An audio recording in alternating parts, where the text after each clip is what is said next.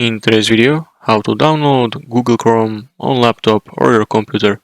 Click on Windows Start button at the top left corner of your screen and type Edge using your keyboard. And you should see Microsoft Edge appear as the search result. Select Microsoft Edge to open it, and once Microsoft Edge is open, go to top address bar and type google.com. Then press enter. Click on the first link that appears, which should be official Google Chrome download page, google.com/Chrome. On the Google Chrome download page, click on Download Chrome button.